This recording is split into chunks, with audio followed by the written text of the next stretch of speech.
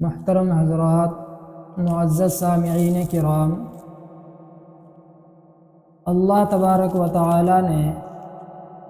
ہم کو پیدا فرمایا، ساری انسانیت تمام مخلوقات کو پیدا فرمایا، اور مزید انعام یہ فرمایا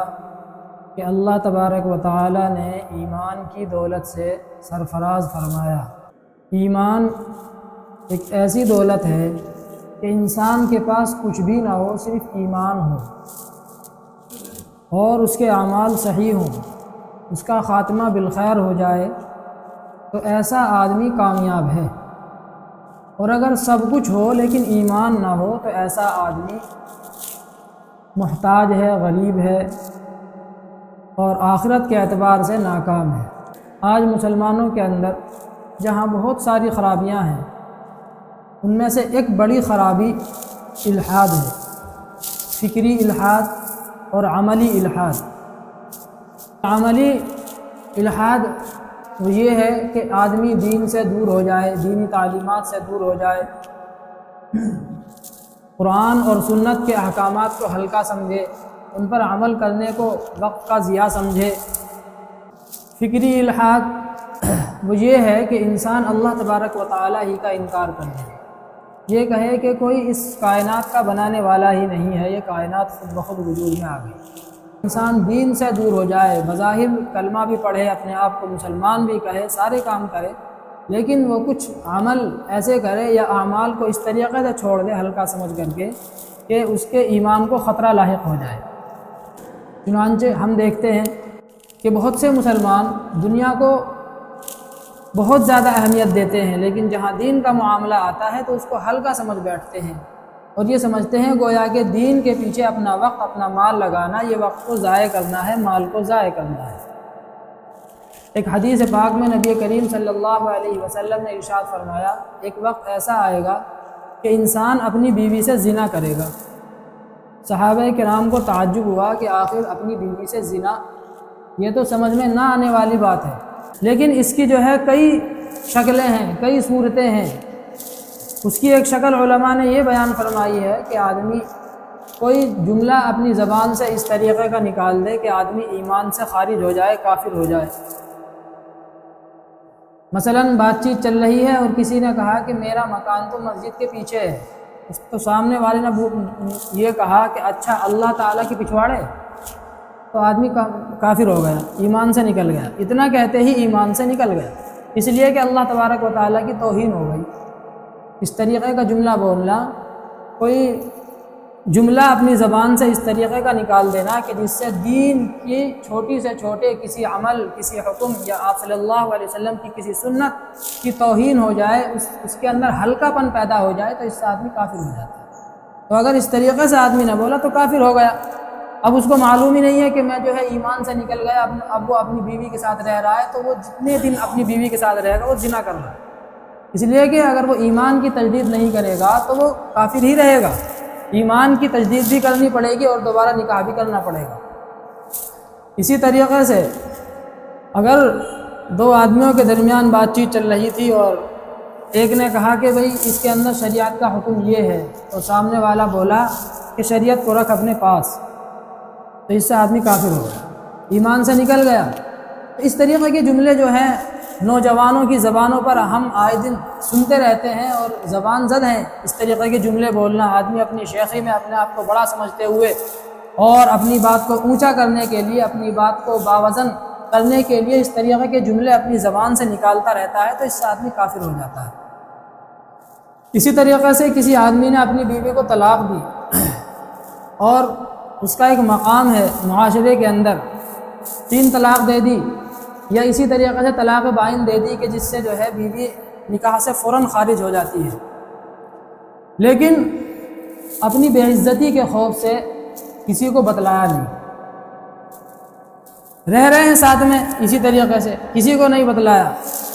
تو جتنے دن بھی وہ ساتھ رہیں گے تو اس سے کیا ہوگا؟ زنا ہوگا۔ تو اس طریقے کی صورتیں آج معاشرے کے اندر عام ہیں۔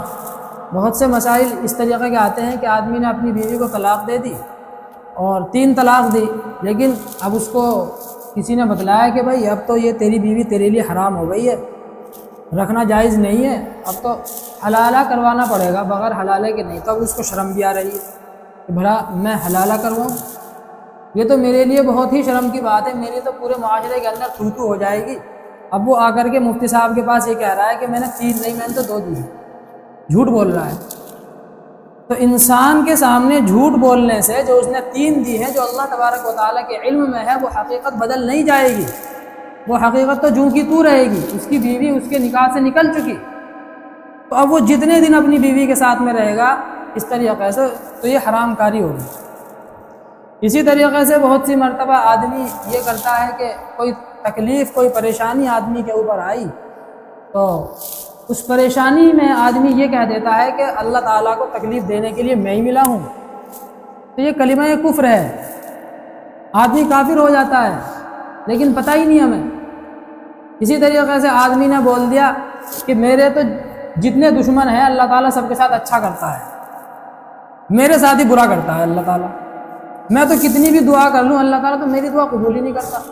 اللہ تعالیٰ کے ہاں میرے لیے کچھ ہے ہی نہیں۔ اس طریقے کے جملے بولنا تو یہ سب کفری الفاظ ہیں، ان سے آدمی کافر ہو جاتا ہے، دین سے نکل جاتا ہے، ایمان سے خارج ہو جاتا ہے، نکاح ٹوٹ جاتا ہے بیوی سے۔ تو اب جتنے دن اپنی بیوی کے ساتھ میں رہے گا تو حرام کاری کرے گا، زنا کرے گا۔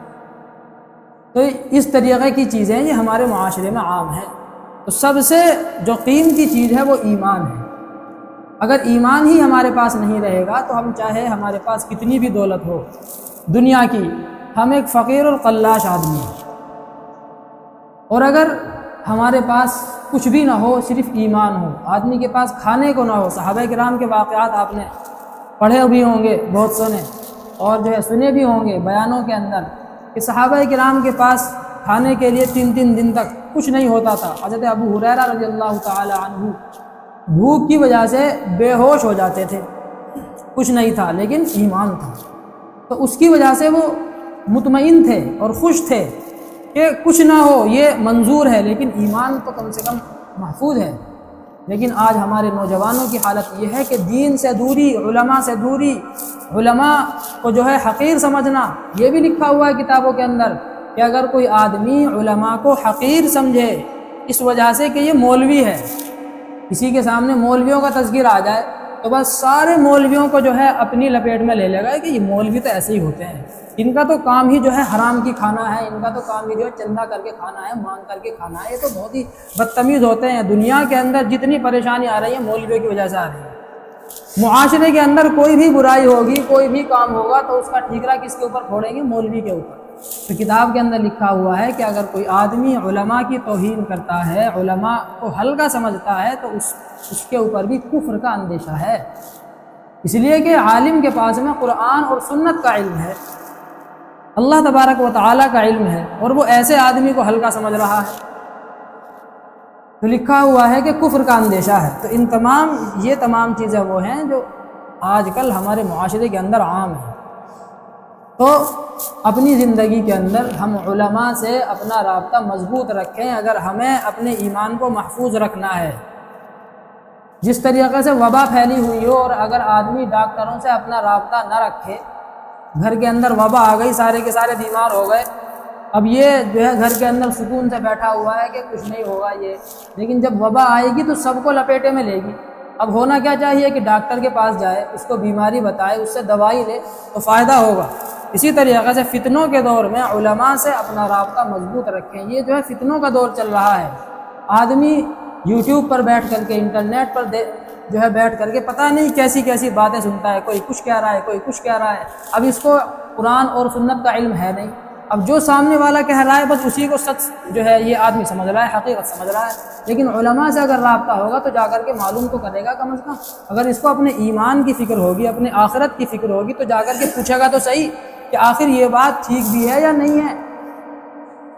لیکن ہمارا معاملہ یہ ہے کہ دنیا کے معاملے میں تو ہم بڑے چاق و چوبند اور چست ہیں،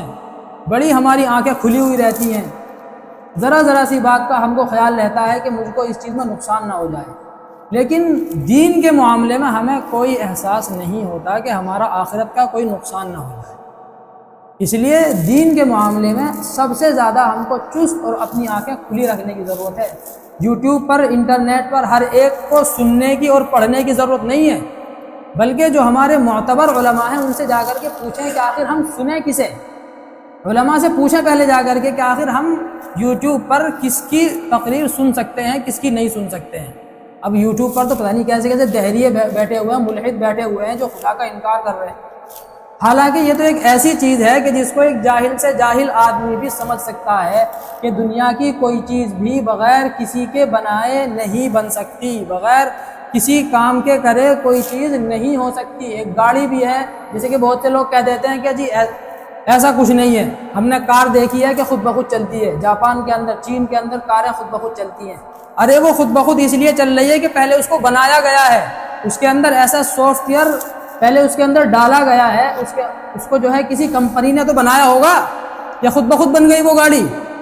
اس کو کسی کمپنی نے پہلے بنایا ہے، پھر اس کے بعد میں وہ جو ہے خود بخود چل رہی ہے۔ ایسے تو انسان بھی خود بخود چلتا ہے، کوئی ڈرائیور ہوتا ہے انسان کا، اپنی مرضی سے خود بخود چلتا ہے۔ میں جو خود بخود بول رہا ہوں، اپنی مرضی سے بول رہا ہوں، یہ میرے پیچھے کوئی بیٹھا ہوا ہے، لیکن مجھے میرا خود بخود بولنا یہ اس بات کی دلیل نہیں ہے کہ مجھ کو کسی نے پیدا ہی نہیں کیا۔ وہ جو گاڑی خود بخود چل رہی ہے، یہ اس بات کی دلیل نہیں ہے کہ اس کو کسی کمپنی نے بنایا ہی نہیں۔ اس گاڑی کے پیچھے ایک کمپنی ہے، پوری ایک ٹیم ہے، پوری محنت ہے،